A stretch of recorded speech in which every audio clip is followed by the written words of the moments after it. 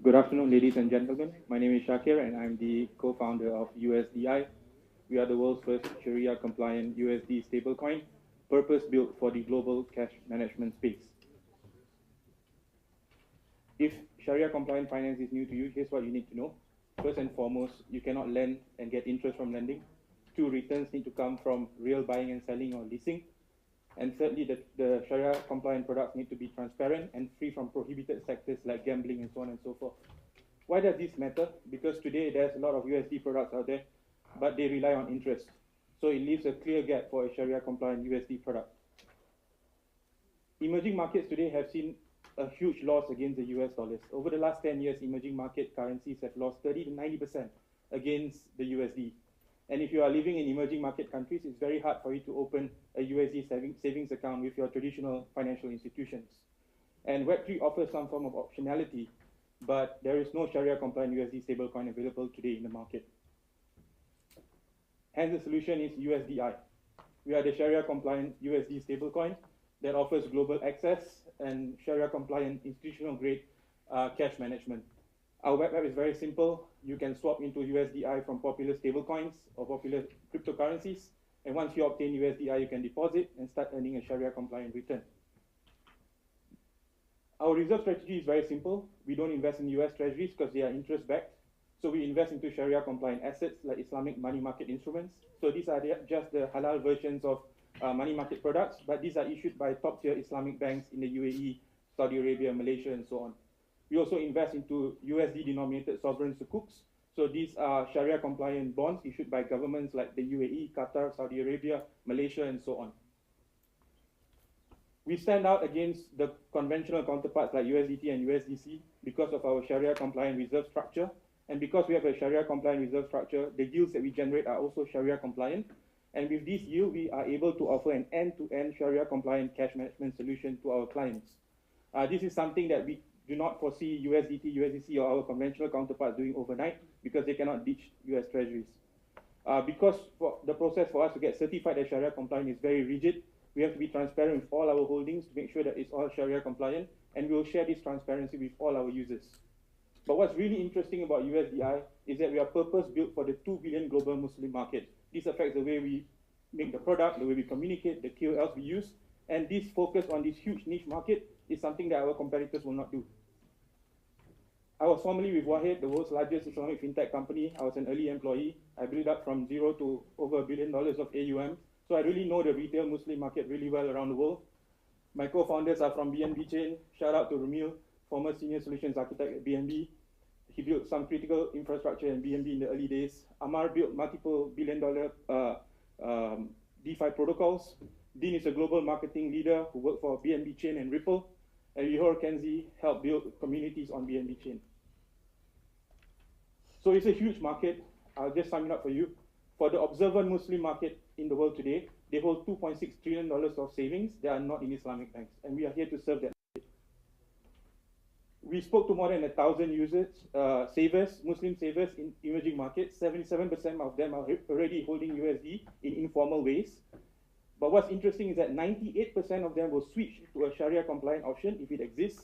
And what's best for us is that 95% of them want launch notifications on USD-i when we go mainnet. So we do not innovate on the business model side. We think the stablecoin economics work. We copy the best practices. We make money from the reserves. We charge some small transaction fees for our KYC partners to create and redeem USD-i tokens. And we charge integration fees to Islamic banks, fintechs, or wallets whenever they integrate with us. Our go-to-market focuses on the retail segment because we feel that we are strongest there. When we go mainnet in Q1 of next year, we will deploy very high visibility PR across our target markets, and we will fuel the word of mouth using very generous referrals. And once we feel that the retail flywheel is in motion, we will go into the institutional space and onboard on-chain treasuries in the GCC and Southeast Asia to use USD-i to manage their cash. We are very excited to launch on BNB Chain. As I said, we are on testnet. We will be deploying our stablecoin natively on BNB Chain in Q1.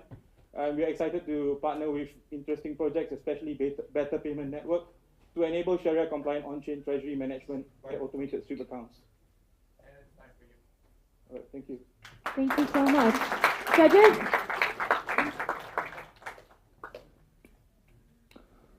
Great presentation, thank you. It's always, tough to do it under time pressure. I have two questions. First question is, one of the main purposes I think the judges will also agree for stablecoins is for use as collateral in trading, in DeFi. That is what will really, I guess, kickstart your flywheel of usage. The issue we face is that, for example, if USD-i is deployed into other protocols which are not Sharia compliant, how will you handle the issue of yield optimization in a Sharia compliant way? Okay, that first, yeah? Yeah, okay. That one first. Sure, yeah. sure.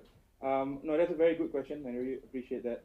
I think our job is to make sure that a Sharia compliant stablecoin is created into existence, and what they do with it is really up to them. So Muslims today are already holding their own money and they can do whatever they want with money. So for that becomes their responsibility morally. Yeah. Understood. So user risk, user uses. Okay. Second question is, we know that in terms of Sharia opinions and scholarship in the blockchain industry has, I think, been a bit fragmented. How do you make sure that your Sharia compliant status stays? We know that, for example, an imam in Saudi Arabia may have a different opinion, for example, or subscribe to a different school of thought to an imam in Malaysia. How would you handle that? Again, a very good question. Thank you for asking that question. So how we address that is we work with the best Sharia advisors in the world. So I personally have been working very closely with this company called Amani Advisors. So they are the ones certifying products for Franklin Templeton, Societe Generale, and those type of companies. So they've been able to have that thought leadership position to command respect around the world. So another way we do it is because in the Islamic world, there is this adherence towards the AOFI standard. So all Islamic banks follow these standards. So AOFI has been consistent with regards to how they view cryptocurrencies. And I think that's the way forward. More and more Muslim countries will support cryptocurrencies, I believe. Yeah. Thank you very much. Thank you very much for your question, sir. I think maybe market should be like two types. One should be a DeFi, more offshore, more decentralized. The other one is like a compliant, more institutional, more onshore. So this project is more like targeting, I feel like more onshore because it should be compliant, but at the same time you're comparing with USDT. So what's the sweet spot for you guys that DeFi protocol? Even though they're staying in the Middle East, like a Sharia compliant area, do they really have to follow the Sharia rule in DeFi? So what's your point for that? Yeah, so very interesting question. So really adherence is up to the individual. Governments will try to promote Sharia compliance, especially if it's a Muslim country. But in our case, our focus is really on Web 2 users who wants to come on Web 3 because and that's why we compare to USD stablecoins like USDC and USDC, because if they want to use stablecoins today, those will be their options. We can compare to the Islamic banks in the TradFi sense, but I think they've been around for decades, but they still cannot solve that scaling problem. So I think it's better we put ourselves up to the level of stablecoins because they've been proven to be able to scale amongst Web 2 and Web 3 users. And that's the way forward for us, to follow how stablecoins scale globally and follow the ways that they used to scale. Yeah. I hope that answers your question. Yeah. Understood. Thank you. All right, thank you very much. Thank you.